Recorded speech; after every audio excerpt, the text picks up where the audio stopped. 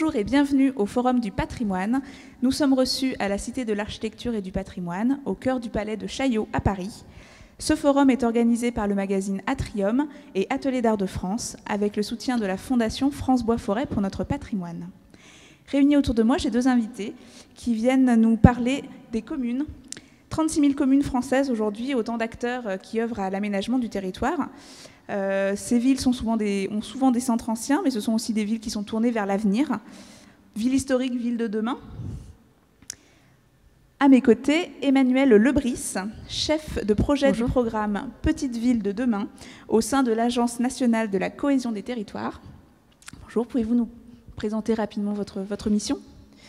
Oui, bonjour. Donc Emmanuel Lebris, donc chef de projet du programme Petite Ville de demain, qui vient d'être lancé par la ministre le 1er octobre dernier. Donc je développerai ça tout à l'heure. Merci. À vos côtés, Monsieur Laurent Mazurier, directeur de l'association Petite Cité de Caractère de France. Pareil, pouvez-vous nous présenter un peu votre structure et le réseau ? Alors très rapidement, donc Petite Cité de Caractère, une association qui regroupe aujourd'hui environ 200 communes à travers la France, qui a été créée il y a quelques années maintenant, au milieu des années 70, par Jean-Bernard Vighetti, donc un des piliers de notre association, qui a été créée en Bretagne et qui a longtemps été exclusivement une association qui est dans des régions et qui depuis une dizaine d'années a pris une dimension nationale. Donc une association qui regroupe, comme son nom l'indique, des cités, donc des petites villes, toujours riches de patrimoine, toujours des histoires de cités, de centralité, donc des villes historiques, mais qui souhaitent encore rester des villes modernes et contemporaines et attractives, qui également ont cette particularité dans notre association de toujours travailler sur justement la cité comme un objet patrimonial, donc de travailler sur la cité dans sa globalité, dans la gestion de son patrimoine, mais également dans les différentes fonctions urbaines. Donc on travaille sur des petits écosystèmes urbains qui ont cette caractéristique d'être en plus des villes historiques avec énormément de patrimoine.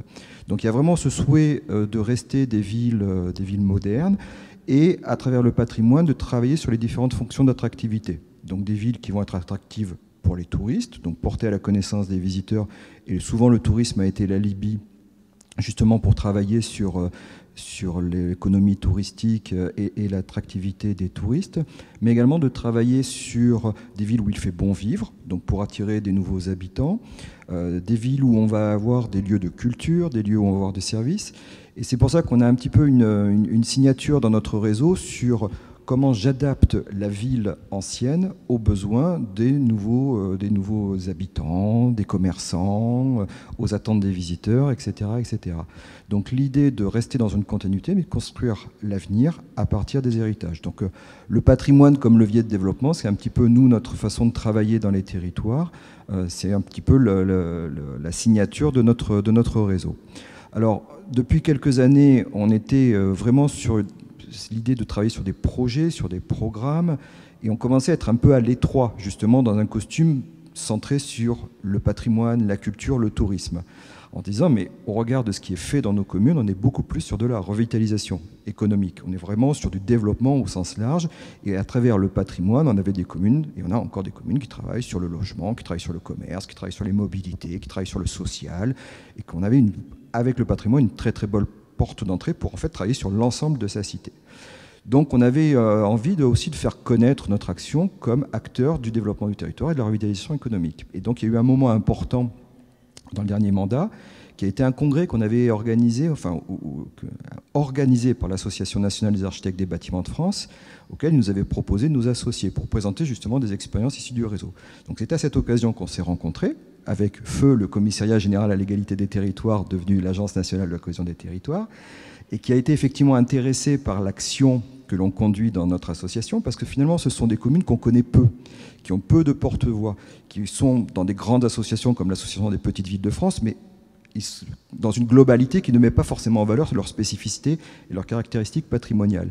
Et alors que justement, quand on a la chance et l'opportunité de travailler sur le patrimoine, on a la possibilité d'innover énormément sur cette articulation entre la culture et le développement.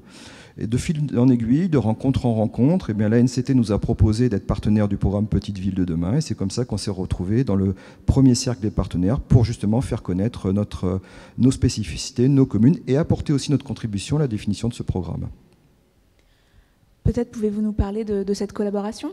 Effectivement, donc on s'est retrouvés autour de la table dans le cadre du projet et du programme Petite Ville de demain, donc comme je le disais, qui a été annoncé par la ministre de la Cohésion des Territoires et de la relation avec les collectivités territoriales le 1er octobre dernier à Barentin.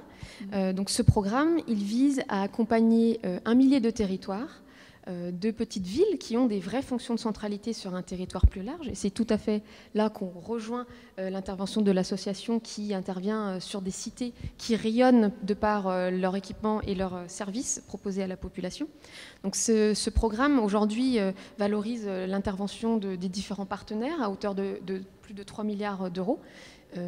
Et qui concernera, je vous le disais, 1 millier de territoires, communes et intercommunalités dans l'élaboration d'un projet de revitalisation qui pourra être travaillé sous différents axes, que ce soit en matière économique, en matière environnementale, et évidemment, bien sûr, en plaçant par exemple le patrimoine au cœur de son projet de revitalisation. Le programme Petite Ville de demain va accompagner les collectivités sur 6 ans, sur le mandat qui vient de s'ouvrir, et apportera des moyens notamment en ingénierie pour aider les collectivités et les mettre en capacité de définir et de mettre en œuvre un projet de territoire. Peut-être aussi évoquer les 5 grands objectifs qui guident aujourd'hui l'action du programme. On partira d'abord des projets de territoire et des projets des collectivités. Et l'État va se mettre en capacité de les accompagner dans ce processus d'élaboration. Donc on est du coup sur un apport, une offre sur mesure, du coût humain, comme dirait Madame la Ministre, pour que les collectivités puissent, dans le cadre du programme, aller chercher l'appui dont ils ont besoin en matière d'ingénierie, technique, financière également, mais aussi à travers, par exemple, le club des petites villes de demain que l'on va développer et qui vise à favoriser les échanges entre pairs, le partage d'expériences, et on y reviendra très certainement. Ce programme aussi donc, mobilise l'intervention de beaucoup de partenaires, l'association évidemment, mais aussi les différents ministères, la Banque des Territoires, le CEREMA, l'ANA, etc. Il a l'atout de pouvoir valoriser aussi une approche entre niveau national et local, puisque le programme est vraiment construit comme quelque chose d'intégrateur qui permet à chacun, à chaque partenaire, à chaque acteur de contribuer à la réussite d'un projet des collectivités. Donc, que ce soit les conseils régionaux, les conseils départementaux qui se sont beaucoup investis, peuvent aussi tout à fait valoriser leur apport auprès des collectivités à travers ce cadre de travail facilité par le programme Petite Ville de demain. Et enfin, on se donne du temps, je l'évoquais, on va accompagner les collectivités sur leur mandat municipal pour voilà, les aider à définir un projet pour celles qui ne l'auraient peut-être pas suffisamment travaillé et mettre en œuvre le projet pour celles qui l'auraient d'ores et déjà travaillé. Donc je l'évoquais aussi à travers ce que j'ai déjà précisé. On est donc sur 3 grands piliers qui basent l'intervention du programme auprès des collectivités. Je le disais, l'apport en ingénierie, qui est vraiment majeur et qui est très attendu par les collectivités, et Laurent l'a déjà souligné, des financements et un appui thématique que chaque partenaire va pouvoir valoriser auprès des collectivités, tant à l'échelle nationale qu'à l'échelle locale. Et surtout, je voulais y revenir sur le fameux club que l'on organise actuellement et qui est beaucoup attendu par les collectivités, notamment celles avec qui on a pu tester et récolter les besoins qu'elles avaient dans le cadre d'une telle démarche. On parle évidemment de webinaires, de sources d'informations ou d'informations qui leur seraient facilitées. On parle aussi de formation, de partage, d'échange d'expériences entre pairs, c'est-à-dire entre techniciens ou entre chefs de projet en charge d'un projet de revitalisation, mais aussi surtout entre élus. Beaucoup nous disent que rien ne vaut finalement le contact entre eux. Les échanges sont plus fluides, ils permettent voilà, de se dire les choses, ce qui a marché, ce qui n'a pas marché, donc ce qu'il faut éviter. Voilà. Tout cet organisme, tout cet écosystème va être travaillé en collaboration avec des acteurs comme Petite Cité de Caractère. Il y a une programmation en termes de temps pour ce programme. Est-ce qu'on sait combien de temps ça va durer? C'est les fameux 6 ans d'accompagnement que l'on prévoit. Très bien. concrètement, comment est-ce qu'on peut réussir le lien entre ces acteurs du territoire, ces acteurs de l'aménagement économique et les acteurs du patrimoine ? Aujourd'hui, on considère, nous, et fort de notre expérience, qu'un projet patrimonial qui est maîtrisé dans un territoire, déjà, ce n'est pas une mise sous cloche de la ville ancienne, mais bien de mettre tous ces héritages au service de l'avenir. Et donc, faire le lien entre le passé et l'avenir, quand c'est maîtrisé et quand ça s'inscrit dans une politique globale urbaine, c'est un projet de développement économique totalement maîtrisé. Et donc, c'est vraiment ce que l'on a souhaité faire connaître et changer le regard sur notre action, non pas comme des gens qui sont dans une nostalgie du passé parce qu'ils s'intéressent au patrimoine, mais parce qu'au contraire, ils souhaitent construire des villes modernes et attractives où justement il y a une mémoire. On valorise ce qu'on dit souvent le génie des lieux, la spécificité des territoires. On met en valeur la culture des personnes aussi qui y habitent, parce qu'on est, nous, dans une approche, par exemple, des patrimoines. Il ne s'agit pas que de valoriser les vieilles pierres, mais aussi d'aller chercher le patrimoine immatériel, le patrimoine naturel, le patrimoine même porté par les personnes qui font aussi toute l'unicité des lieux, et de chercher aussi la participation du plus grand nombre. Ça, c'est un des piliers de notre charte. À partir du moment où il y a patrimoine, il y a règlement, et à partir du moment où il y a règlement, il faut qu'il soit compris pour qu'il soit relayé. Donc chercher la participation des personnes au projet global, mais également la chercher, et ça c'est un petit peu le fruit de nos travaux, notamment sur l'intégration des droits culturels, associer les personnes à la définition des programmes, à l'évaluation des programmes, etc., etc. Et en fait, tous ces piliers de notre action sont des passerelles vers la ville durable. Aujourd'hui, on a beaucoup de contacts, par exemple, avec Écoquartier, qui retrouvent beaucoup des engagements de leur propre référentiel dans cette façon de travailler sur l'articulation entre le passé et l'avenir, dans une continuité et dans le respect également des personnes. Vous parliez tout à l'heure du club qui permettra à terme d'échanger et de partager des expériences. C'est très important pour l'ensemble des communes. Comment est-ce que ça va se mettre en place ?